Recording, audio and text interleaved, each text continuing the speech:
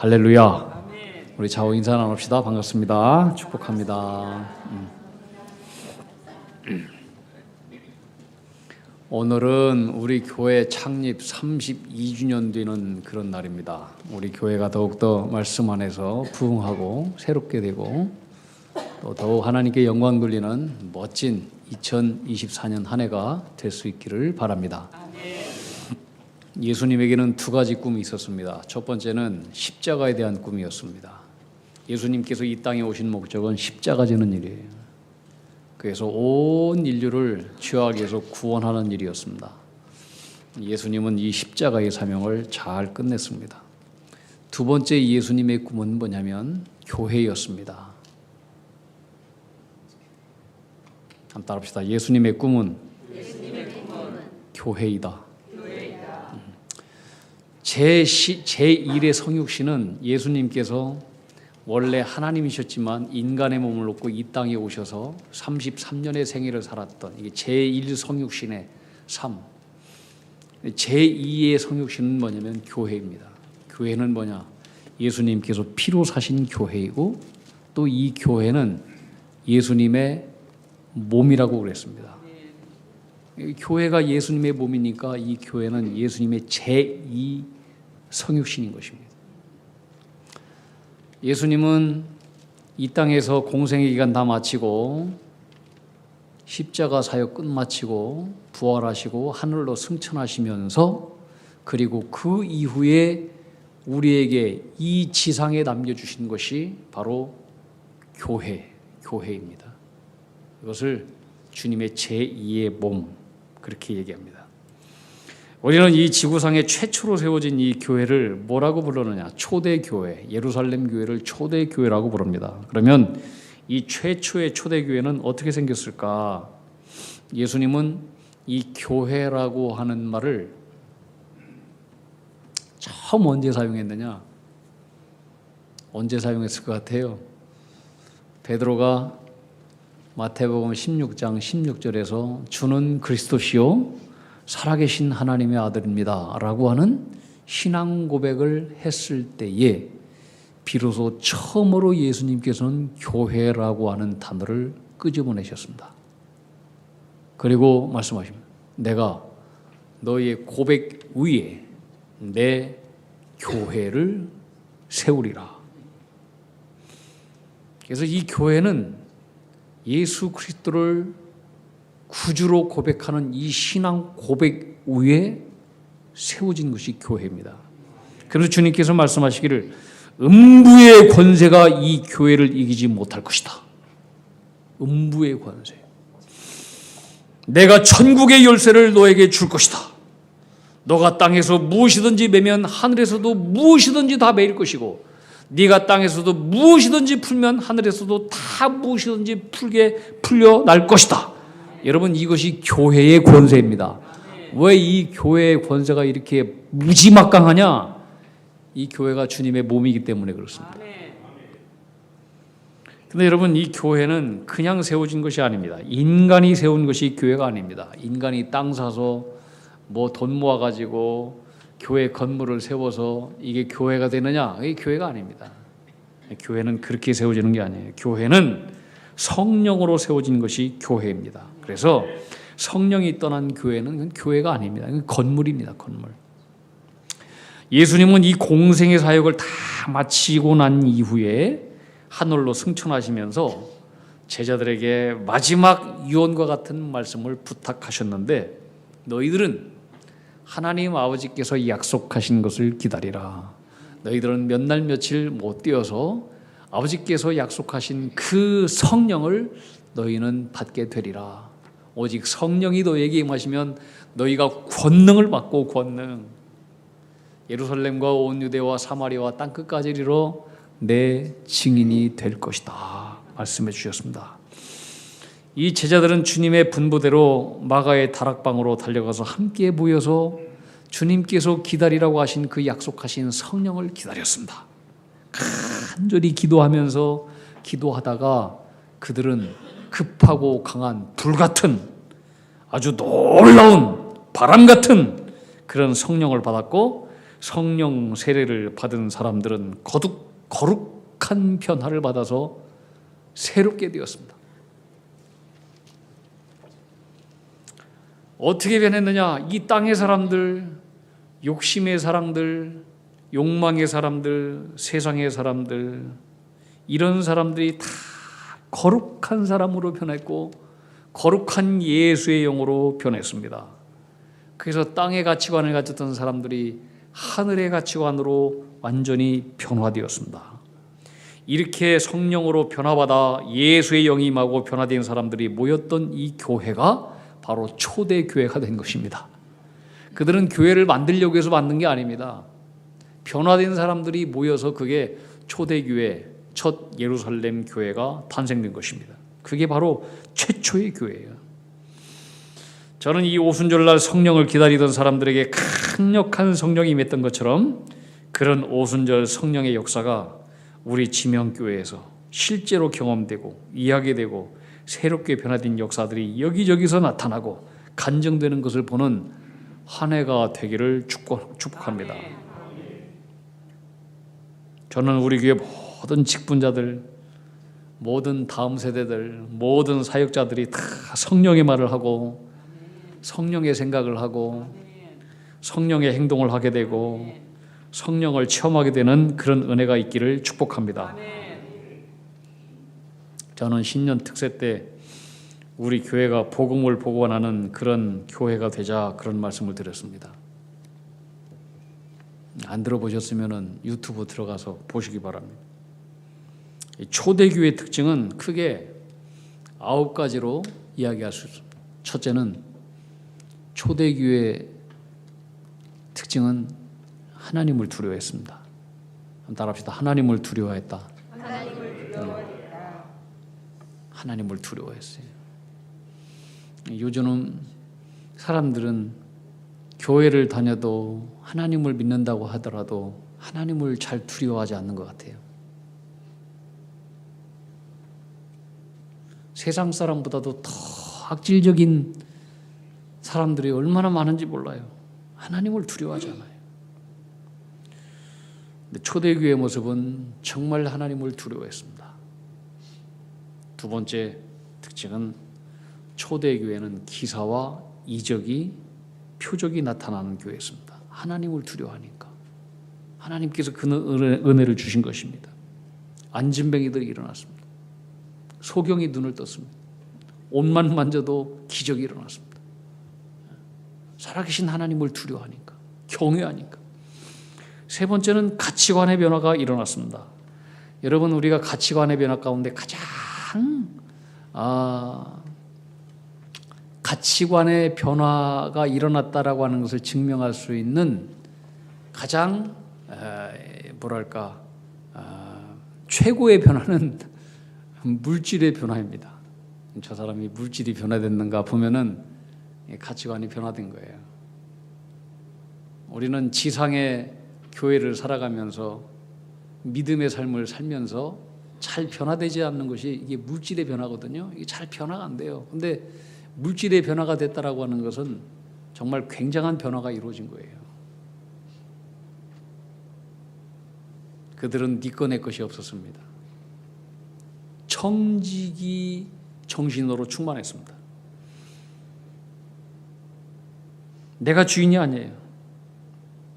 물질은 나의 것도 아니에요. 하나님이 주인이에요. 유명한 말이 있잖아요. 우리가 회심을 했다 말을 하지만은 그러나 당신의 주머니에 있는 돈 지갑이 회심하기 전에는 나는 당신의 회심을 믿지 않는다. 돈 지갑의 회심이 이게 가치관에 변화된 증거 중에 가장 중요한 하나예요.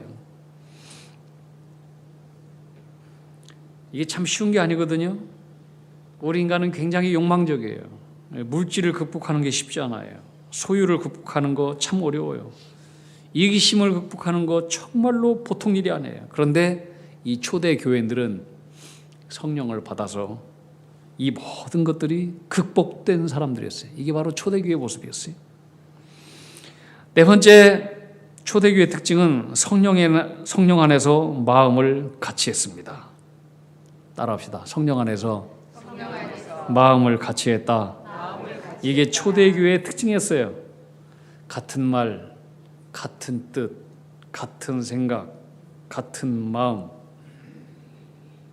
이걸로 온전히 하나가 된 교회가 바로 초대교회였어요.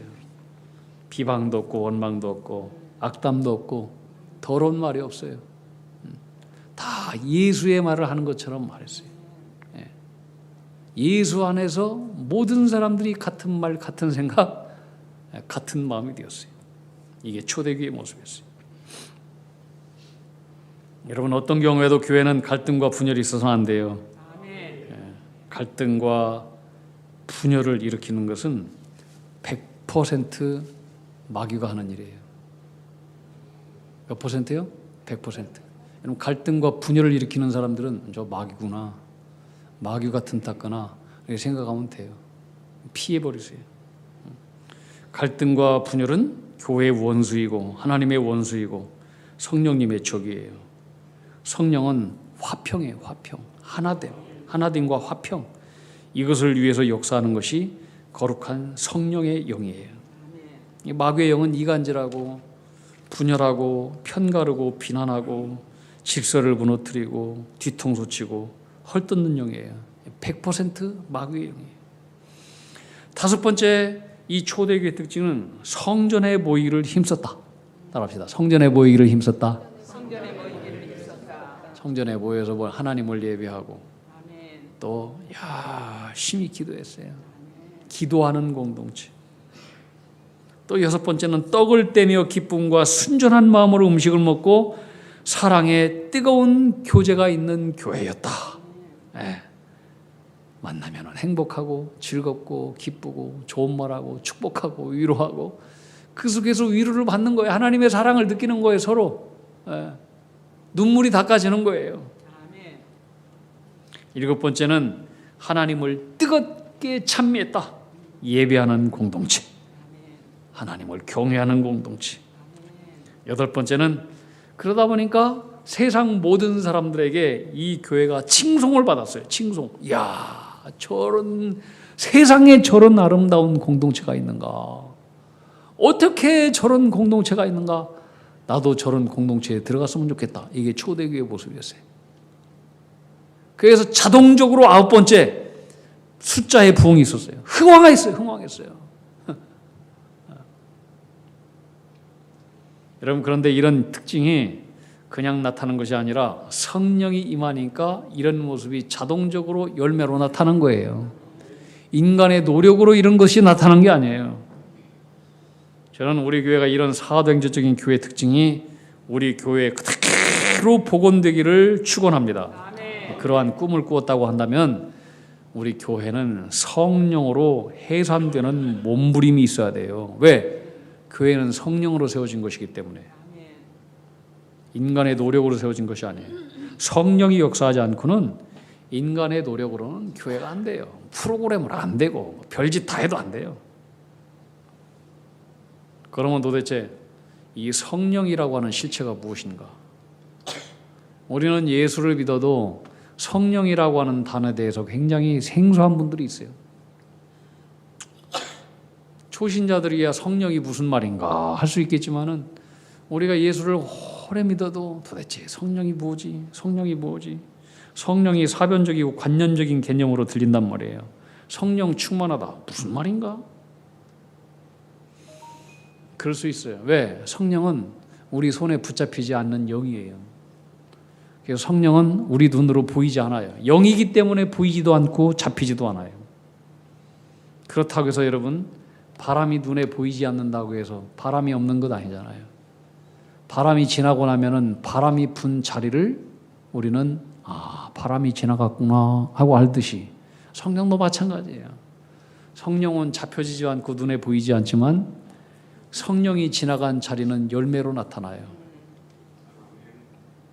보이는 거예요. 안 보이지만 보여요. 성령이 충만한 증거는 내 삶의 변화와 가치관의 변화가 일어나는 거예요. 옛날에 좋았던 것들이 시시해져요. 찬송가 있잖아요. 나 이제 주님의 새 생명 얻은 몸,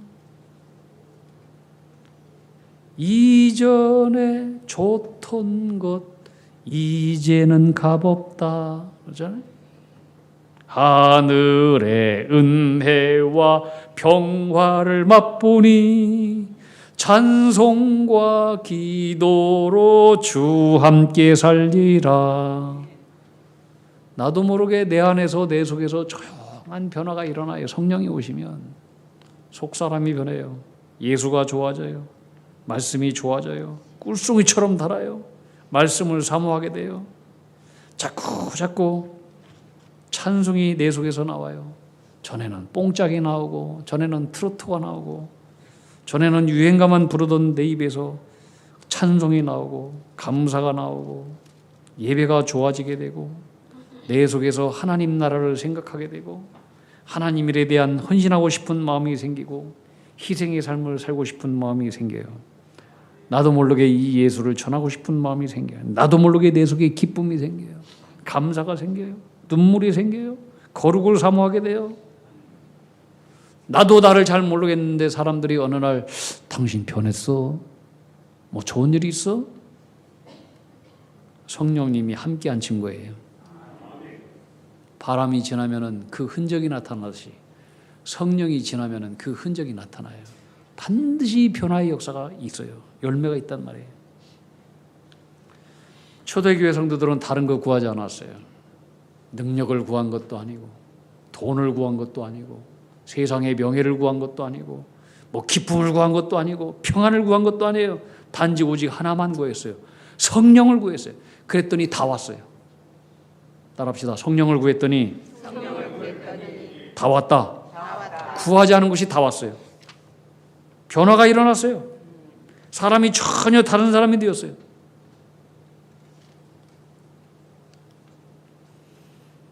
예전에 우리나라 농민들이 밭에서 논에서 곡식을 하고 뭐 채소를 가꾸고 뭐 이제 과수원 이것을 하는데 대부분 똑같은 면적인데 일본하고 우리나라 사이에 비교해 보니까 우리나라보다 일본이 똑같은 면적 가운데서 거의 2배, 3배, 4배까지의 수확을 더 거뒀다는 거예요. 그 이유는 뭐냐? 일본 사람들은 끊임없이 품종 개량, 종자 개량을 했어요. 그래서 좋은 씨앗을 심었어요. 채소도 많이 나고 과일도 더 맛있고 더 많이 열리고 쌀도 얼마나 맛있는지. 여러분 쌀, 악기발의 쌀 아십니까? 악기발의 쌀이 1962년도에 품종 개량한 쌀이에요. 아직도 그 쌀 맛있잖아. 그죠? 일본 사람들이 한 거예요. 예전에는 쌀이 안 했어요. 요새는 이거보다 훨씬 더 품종도 더 좋고 뭐 10평에다가 심었다 그러면 더 많은 곡식이 나와요. 계속해서 품종을 개량하기 때문에요. 우리 자녀들은 알게 모르게 부모를 닮습니다. 얼굴도 닮고 말도 닮고 행동도 닮게 되는데 근데 이 자녀들이 더 부모보다 개량이 되어서 부모를 넘어서서 부모보다 더 잘되고 인격도 훌륭하고 성품도 더 좋고 그런 자녀들도 있지만 반대로 개량이 안 돼서 부모보다도 더 못하고 부모를 넘어서지 못하는 자녀들도 훨씬 더 많습니다. 분명한 것은 내 자녀가 나를 넘어서지 못하면은 이 험난한 세상 속에서 더욱더 치열해지고 이런 세상 속에서 세상을 우리보다 행복하게 살아갈 가능성은 적습니다. 이 땅의 부모들의 마음이 아무리 선량하고 아무리 아름다워도 인간은 원죄를 가지고 있기 때문에 악질이에요.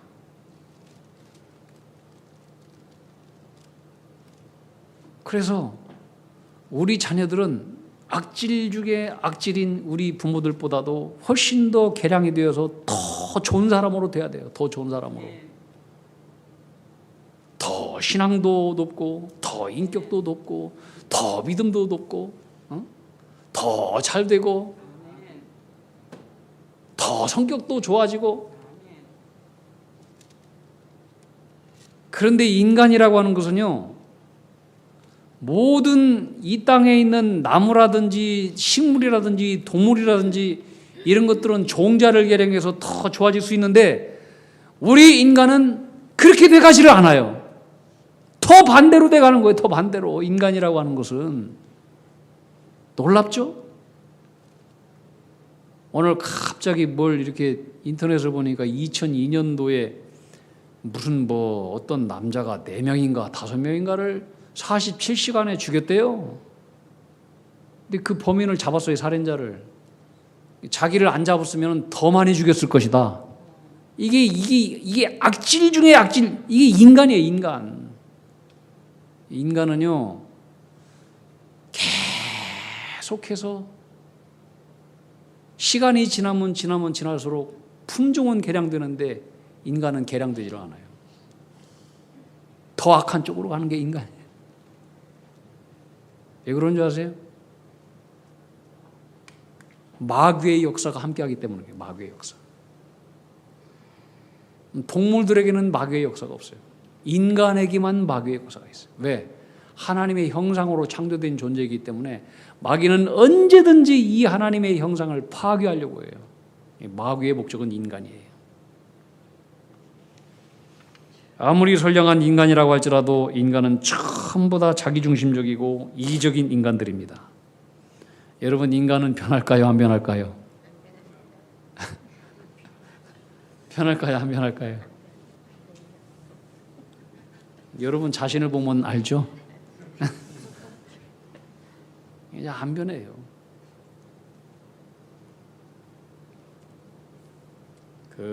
한 달 전에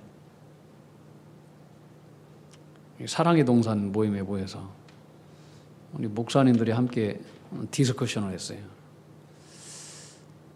제가 물어봤어요. 목사님들 10명 있는 분이 사람들은 변합니까? 안 변합니까? 10명 다 면은 다 안 변합니다. 다 안 변합니다. 그게 여러분 성경이 얘기하는 거예요. 성경은요, 성선설을 얘기하지 않아요. 우리 인간은 악한 존재예요. 악한 존재. 날이 갈수록 우리 인간은 개량이 안 돼요. 이 유명한 비즈니스 세계의 일대 혁신을 불러일으킨 마커스 버킹엄이라고 하는 분이 있는데, 버킹햄이라고 하는 분이 있는데, 버킹엄이나 햄이나, 이분이 이제 쓴 책이 있어요. 영어로 First Break All the Rules, 한국 책으로 유능한 관리자, 이런 책으로 번역됐어요. 이 책에 성공한 이 CEO들의 직원 관리 4가지 원칙이 소개되고 있어요. 첫 번째, 잘 들어보세요. 사람은 변하지 않는다. 성공한 CEO들이 직원 관리를 하는데 4가지 원칙. 사람은 변하지 않는다는 거예요. 인간은 안 변해요. 두 번째, 그래서 그 사람에게 없는 것을 있게 하려고 시간 낭비하지 말아라. 그 사람을 변화시키려고 시간 낭비하지 말라 이거요. 안 변하니까. 안 변해. 세 번째, 그래서 변화시키려고 하지 말고 그 사람 속에 있는 것을 끄집어내려고만 하라. 있는 거. 있는 장점은 있을 거 아니에요. 그 사람이 가지고 있는 장점이 있는 것을 밖으로 끄집어내는 일만 해라. 근데 네 번째, 그러나 그것조차도 쉽지 않다. 이것이 유명한 마커스 버킹햄의 말이에요. 성공한 CEO들이 다 이렇게 직원 관리를 한다는 거예요. 기업을 경영하는 경영인들은 사람은 변하지 않는 것을 이미 알고 있어요. 세상을 살만한 사람들, 살아본 사람들은 대체로 다 이거 동의하잖아요. 지난주에 제가 이제 거의 한 40년이 지났네요. 장신대 총동문회 모임을 했어요. 오랜만에 간 거예요. 한 40년 만에 간 거예요. 40년 만에. 근데 같은 이제 기숙사에서 살았던 그 친구도 보고 동기 목사님들 이렇게 봤는데, 이야, 그때 말했던 그때의 습관들 하나도 안 변했어. 똑같아. 야, 참 사람 잘 안 변하는구나. 서로 웃었는데, 여러분, 성경도 이 문제에 대해서 인간은 안 변한다. 하나님 그렇게 얘기했잖아요. 이스라엘 백성들 변했어요? 안 변했어요. 그래서 북이스라엘은 아수르한테 망하고 남유다는 바벨론에게 망해버렸잖아요. 하나님의 심판과 진노로. 그만큼 우리 인간은 안 변해요. 그런데 한 가지 변화될 수 있는 예의가 있어요. 뭘 받으면 된다? 그거 외에는 가능성이 없어요. 성령을 받으면 우리 인간은 변해요. 성령을 받아야 된다니까요. 성령을 안 받으면 우리 인간은 악령만 받아요.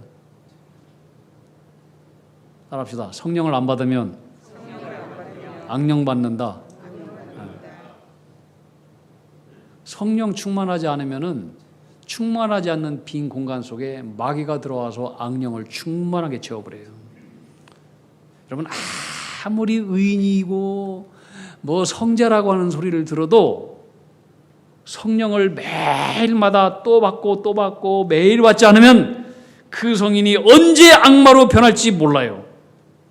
아무리 교회에서 열심히 사역을 잘하고 칭찬을 받아도 성령을 날마다 받지 않으면 언제 그 사람이 그런 사람이었느냐 할 정도로 문제를 일으키는 사람이 될 수 있어요.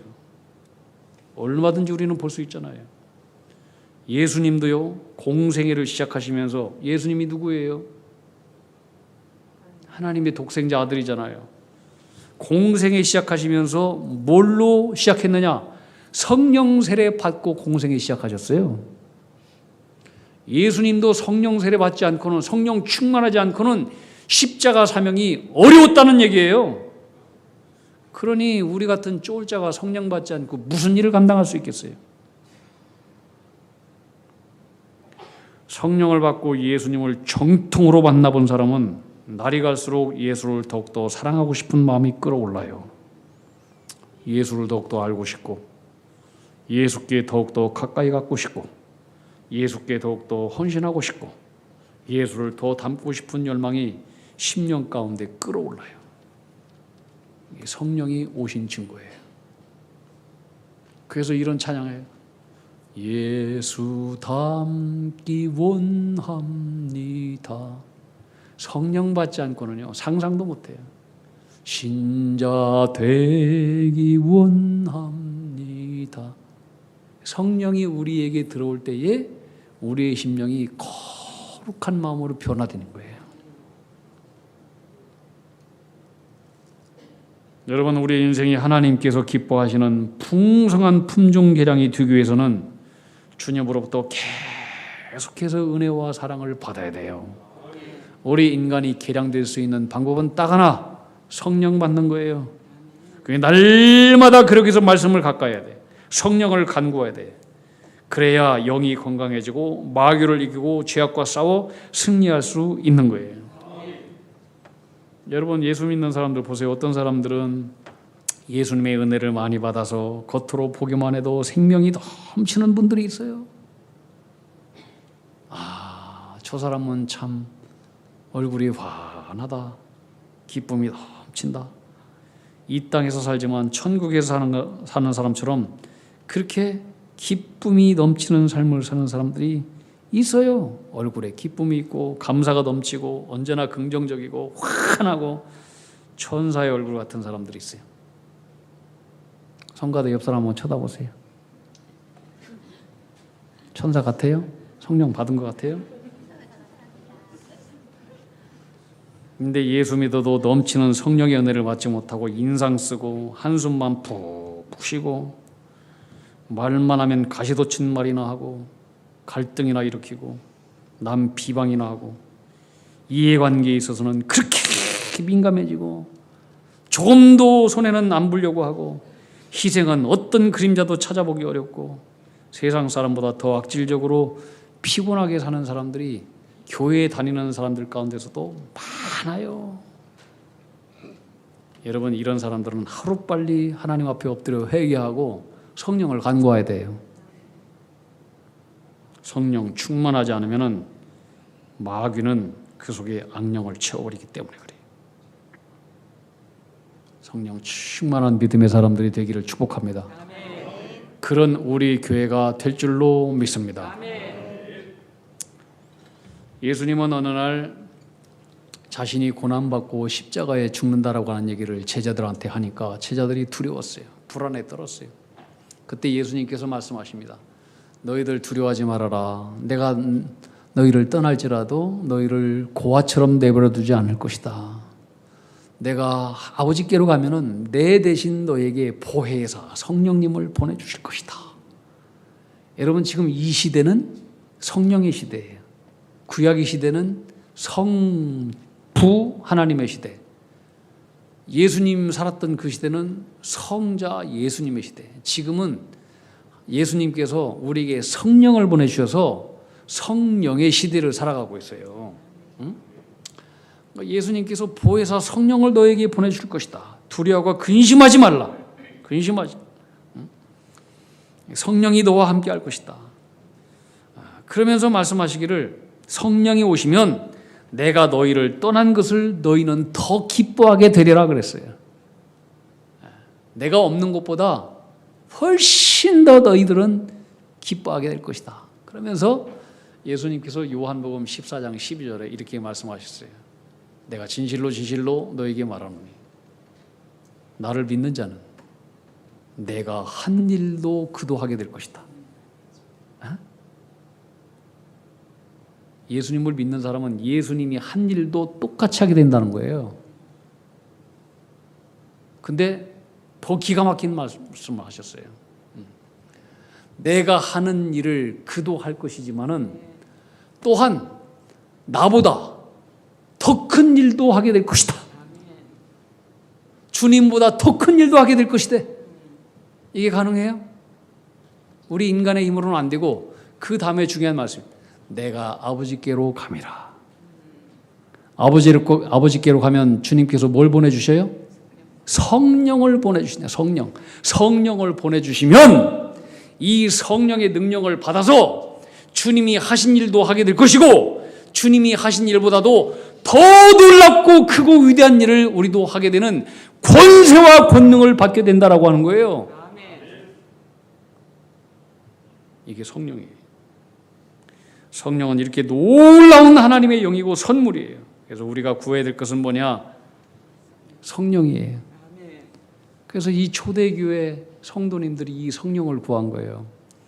예수님은 너희들은 떠나지 말고 오직 아버지께서 약속하신 그것만 기다려라. 그것만 오면 너는 이 땅에 권세 있고 권능 있는 그런 영광스러운 삶, 변화된 삶, 그런 삶을 살게 될 것이다. 거룩한 자로 변화되게 될 것이다.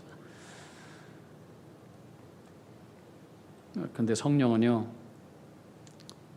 주여 성령님 주시옵소서, 내 성령 받기를 원합니다. 이렇게 기도한다고 해서 성령이 쉽게 받아지는 게 아니에요. 결론, 성령은 알아봅시다. 말씀을 들을 때 임한다. 말씀을 들을 때. 하나님의 말씀은 살아있는 생명의 말씀이잖아요. 도끼예요, 도끼.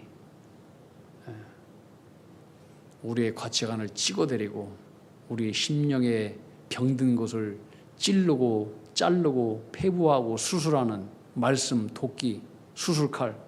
그래서 말씀을 들을 때요, 우리는 찔림을 받아야 돼요. 베드로의 설교에 그 말씀을 들었던 사람들은 찔림을 받았다고 했어요. 말씀을 듣고 찔림을 받고 어찌할꼬 그러면서 회개가 터질 때에 그때 성령이 왔어요. 대부분이요, 성령은요 언제 오느냐? 말씀 듣고 말씀을 깨닫고 말씀을 통해서 내가 찔림이 생기고 그리고 이거에 대해서 어찌할꼬 회개하다가 거룩한 성령이 많은 거예요. 거룩한 성령은요, 우리의 마음에 회개할 때, 깨끗해졌을 때 거룩한 성령이 임하는 거예요. 더러운 영, 회개하지 않은 영에 성령은 임하지 않아요. 우리도 그 성령을 기다리고 사모하고 성령을 받아서 변화되고 세상을 복음으로 변화시키고, 그래서 전도하고 선교하고 아름다운 예수의 증인의 사명을 잘 감당하는 그런 믿음의 사람들, 교회가 다 될 수 있기를 축복합니다. 기도하겠습니다. 주님, 우리 교회가 성령 충만한 교회가 되게 해 주시옵소서. 지명교회를 통해서 하나님의 나라가 이루어지게 하여 주시옵소서. 다 변화되고 새롭게 되어 주님의 뜻을 잘 받들어 전도와 선교의 사명을 충성스럽게 감당하는 교회가 되게 해 주시옵소서. 예수님 이름 받들어 기도하옵나이다. 아멘.